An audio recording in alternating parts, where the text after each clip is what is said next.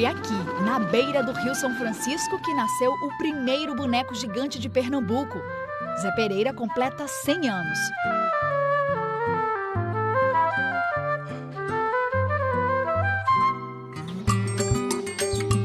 Estamos a 480 quilômetros do Recife, na cidade sertaneja de Belém do São Francisco.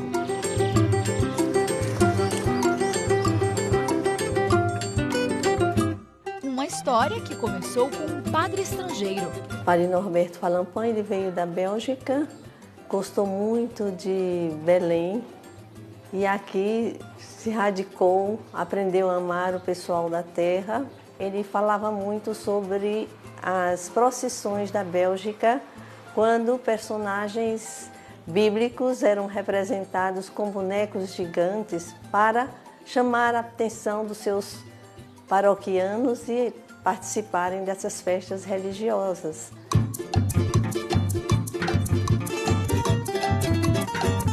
Um jovem de 19 anos, chamado Gumercindo Pires, teve então a ideia de criar um gigante. Mas não para as festas religiosas, ele gostava mesmo era de carnaval.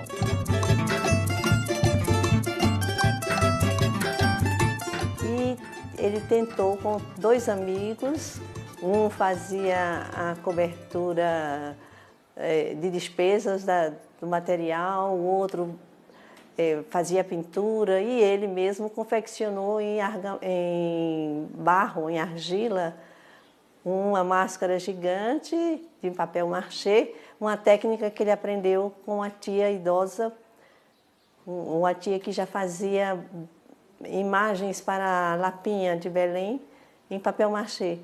E esse papel machê ele transformou nessa máscara gigante e transformou o boneco e deu esse nome, José Pereira. Uma homenagem ao português José Pereira, que teria trazido o carnaval para o Brasil. As fotos mostram que o boneco não nasceu tão simpático. Era mais simples e tinha fama de assustador. Tinha gente que largava tudo aí, a feira e tudo, saía correndo, tudo. Não queria, com medo, com pavor. E o bonequeiro corria atrás mesmo. Tem gente que ele fazia questão de assustar. De assustar, mas na brincadeira, sabe como é? E depois o pessoal começou assim, a se acostumar. Aí deu certo. Pesquisadores aqui da cidade dizem que a estrutura do boneco original tinha esse formato, era assim, feita de madeira, a cabeça de papel machê e os braços de arame. Quando estava sendo carregado, Zé Pereira chegava a 5 metros de altura. Hoje está um pouquinho mais baixinho, chega a 4,5 metros. A estrutura do boneco é de ferro, também braços de ferro com espuma, a cabeça tem fibra de vidro, madeira e papel machê. Do jeitinho que está aqui, Zé Pereira pesa 40 quilos, sem roupa. Ao longo de 100 anos, Zé Pereira passou por muitas reformas. A primeira na década de 60, depois de um incêndio no Teatro Santa Cecília, onde ficava guardado. A mais transformadora foi há 18 anos. No início dos anos 2000, com o projeto Universidade Solidária, a Unisol veio a Belém de São Francisco com uma série de oficinas e dentre essas oficinas, a de papel machê. Nessa oficina foi refeita a estrutura do rosto dos bonecos, eles tinham uma expressão mais grave, mais medonha, e eles acabaram ganhando uma feição mais amena, mais simpática, cordial. Foi como se fosse uma maquiagem. Os bonecos ganharam uma maquiagem. Eles se renovaram. Então, essa renovação para as pessoas foi uma renovação de alegria também. O povo de Belém aprovou. Eles aceitaram, até porque eles participaram desse momento com as oficinas. Zé Pereira foi solteiro por 10 anos. Ganhou em 1929 uma companheira. Ela se chama Vitalina. Vitalina quer dizer mulher velha, solteira. E arrumaram a Vitalina, aquela coisa toda, e fizeram o casamento, com todas as pompas, né? Tinha a bicharada, que era o macaco, o jumento, o gato, tudo. E cada um representava o juiz, as autoridades, né? Tinha o pai, Zé Pereira, tinha a mãe, tinha a família toda presente. Muitos outros bonecos foram criados desde então. Quem cuida de todos é seu Pedro. Me considero o pai desses bonecos, apesar que eles são mais velhos do que eu, mas eu não considero que tudo desses bonecos é comigo, desses bonecos. Se é para arrumar a roupa, para lavar, se tem qualquer probleminha, tudo é comigo. Então eu me sinto o pai desses bonecos. Há 19 anos, quem leva Zé Pereira para a rua é Juraci. Ele larga o trabalho como pedreiro para dar vida ao boneco gigante. E você desfila quantas horas por dia? 1 hora. 1 hora carregando Zé Pereira? É 1 hora de relógio. E qual é a técnica para carregar ele? Ele tem algum molejo diferente? Tem, só vou ir dançando, dançar com ele. Como é que você dança com ele? Mostra pra gente.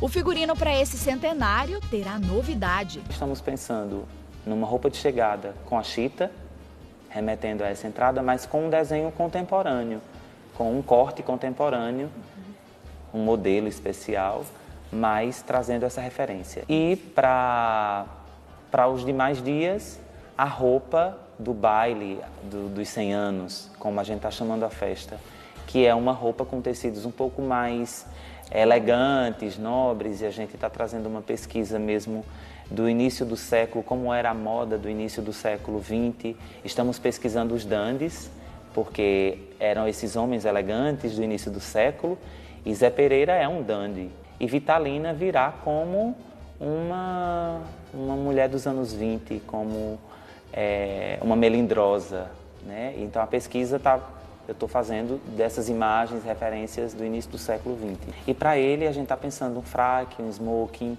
a gente está pensando uma roupa mesmo de gala. Apesar da história de Zé Pereira e Vitalina ser conhecida, falta o reconhecimento oficial de que eles são os primeiros bonecos gigantes de Pernambuco. Para comprovar, há documentos, fotos, recortes de jornais. Antony faz parte do grupo que vai entregar esse dossiê na Câmara dos Deputados, em Brasília. É um reconhecimento que a gente busca de forma institucional, documentada, para que isso se valide, e há uma disputa ideológica nisso, porque Olinda detém hoje o reconhecimento dos bonecos gigantes, mas Belém de São Francisco não quer pleitear o mérito de Olinda. A gente quer tão somente ser reconhecido como a cidade que deu origem a essa prática, a essa técnica, a essa tradição no estado de Pernambuco. Zé Pereira e Vitalina fazem parte das memórias de todos os moradores de Belém do São Francisco. Qual é a lembrança mais antiga que você tem de boneco gigante? Bom, a lembrança não é minha, mas é do meu pai. Ele dizia que quando a orquestra filarmônica começava a tocar, eu ficava na ânsia de ir assistir o carnaval e ver o carnaval, chorava. Muitas vezes ele não tinha dinheiro para me levar, porque criança exige muito em festa. Mas eu ficava no choro, doido para ver Zé Pereira. E você tinha quantos anos nessa época? Eu não me lembro, era muito pequeno, era criança de colo ainda, mas já queria ver o carnaval.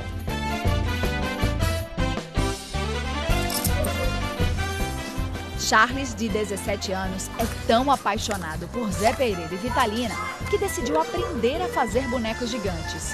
Eu tinha 10 anos na época, foi quando nasceu o primeiro boneco. No caso, a gente comprou uma máscara de carnaval e colocou em um tripé daqueles de colocar panela. Minha avó comprou umas roupas, a gente fez umas roupas, confeccionou, e no dia seguinte a gente desfilou com o boneco.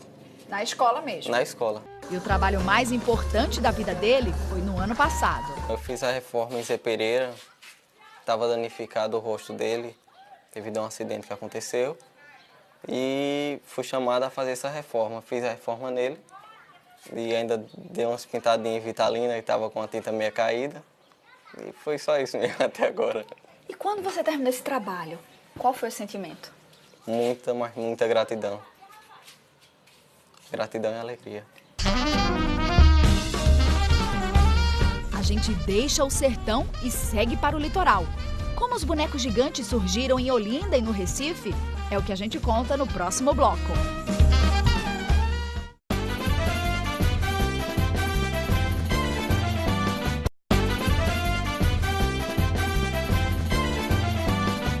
figuras gigantes fazem parte da história desde a antiguidade. Na mitologia grega, havia os titãs.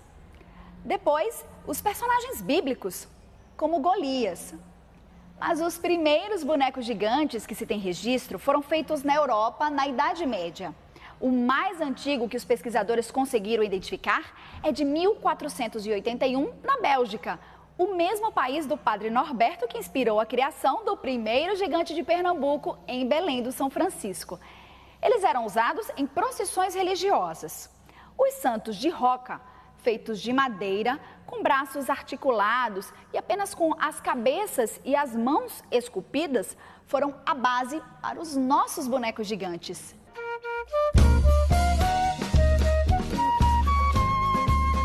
O Carnaval de 1932 foi um marco para Olinda, quando desfilou pelas ladeiras da cidade histórica pela primeira vez o Homem da Meia-Noite.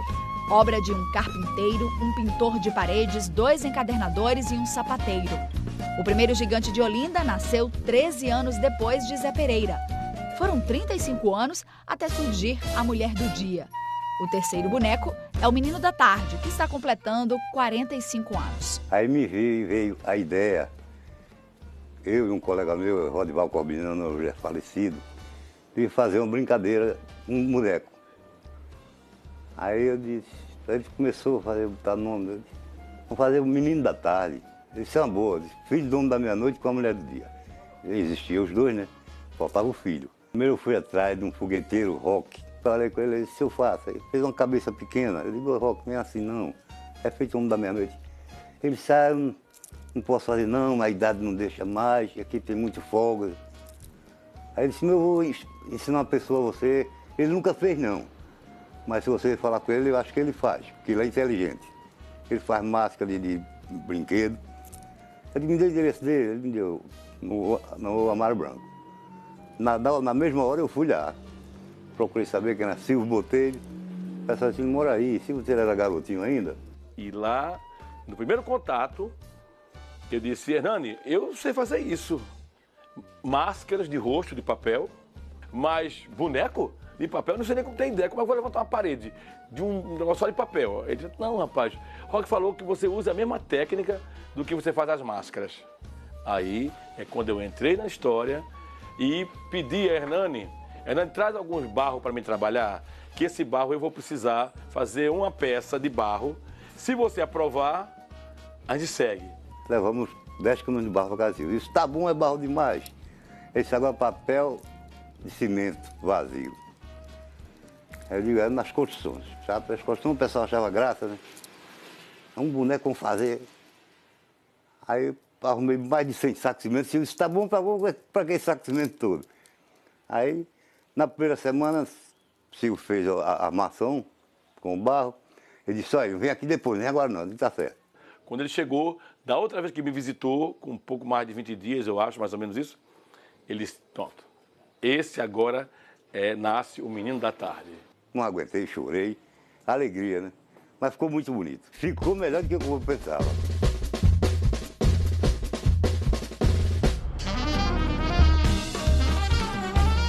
Depois do Menino da Tarde, Silvio Botelho começou a fazer uma série de bonecos gigantes. Quando eu entrei no cenário, com menos de 10 anos, eu fiz mais de 100.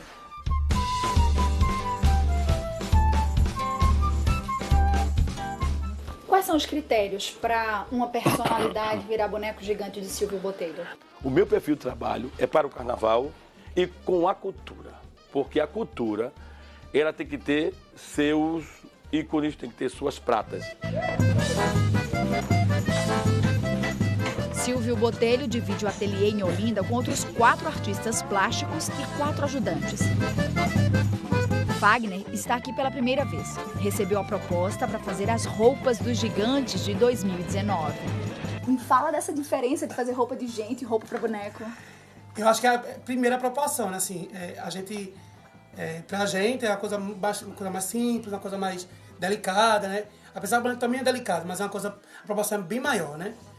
Tudo é em dobro, na verdade. Pra gente, digamos, uma bermuda é 1 metro, pra boneco é 5, 4, 6 metros, então assim, a proporção varia de pessoas para boneco nessa questão, na proporção mesmo. que é bem maior, né? A equipe é imprescindível, indispensável no trabalho da cadeia produtiva do que é carnaval.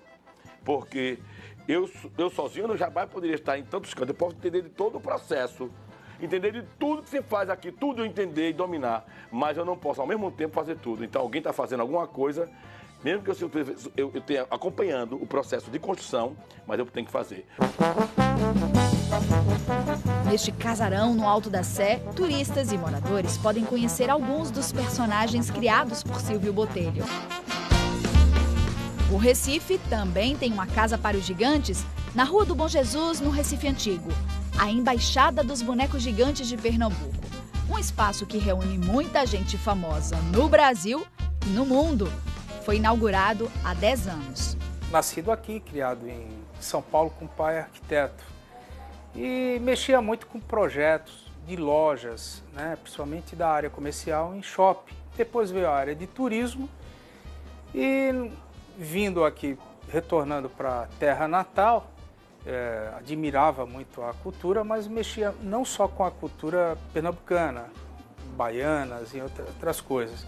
E vi nessa cultura dos bonecos, achei bastante interessante e veio a ideia com minha esposa de criar uma nova geração dessa grande tradição dos bonecos gigantes. O primeiro boneco que a gente, vamos dizer, tentou fazer foi o Ariano Suassuna. Eu acho que a gente chegou a fazer 4 modelagens, foi o primeiro boneco do Ariano Suassuna, que hoje já é uma segunda versão que a gente conseguiu, vamos dizer, se superar. É lógico, está longe do ideal, mas já conseguiu se aperfeiçoar. Então, esse aqui é a segunda versão. É a segunda versão. E você levou quanto tempo para essa primeira versão? Uns 2 meses. Uns 2 meses. Hoje a gente consegue fazer um boneco em 2 dias. Até hoje, eles fizeram mais de 600 bonecos gigantes. Para formar a equipe capaz de executar as ideias, Leandro foi até a zona da Mata de Pernambuco e convidou artistas de Tracunhaém, cidade conhecida pelo trabalho com o barro. Givanildo, conhecido como Té, esculpia imagens de santos. Hoje faz os bonecos gigantes. Qual é a diferença de fazer uma imagem de um santo para um boneco? Porque o da imagem eu já tenho na mente. E o boneco não, o boneco você tem que fazer idêntico. As pessoas não vão querer um boneco diferente. Se pedir qualquer boneco, tem que ser igual.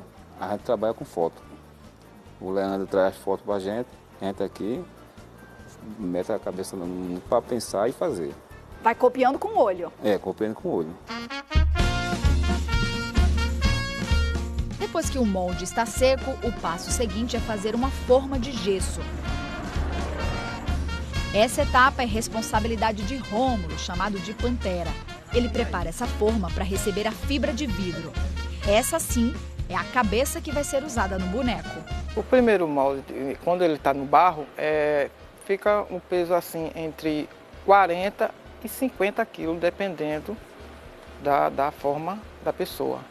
Mas agora, passando para a fibra, fica entre 3, no máximo 4 quilos. E assim, a cabeça de fibra de vidro segue para os outros integrantes da equipe. É hora de dar o acabamento, pintar e colocar os adereços. A minha parte é fazer o cabelo e o figurino, mas eu acompanho todas as fases. A gente tem uma equipe bem sintonizada, todo mundo gosta de trabalhar com a arte, então cada fase que a gente faz, a argila, a fibra, tudo é feito com a mesma foto que foi escolhida. Então, tudo tem que ser feito acompanhando aquela imagem. E aí, eu finalizo com o cabelo e o figurino. O figurino eu pesquiso qual a melhor... Cada personagem tem o seu estilo. Os históricos é mais complicado porque não existem fotos, né? Então, são imagens, são pinturas. Às vezes tem uma pintura diferente da outra. Então, eu tento chegar o mais próximo possível do figurino. Sempre os históricos, o figurino é um pouco mais complicado. Os outros não, é mais fácil de fazer.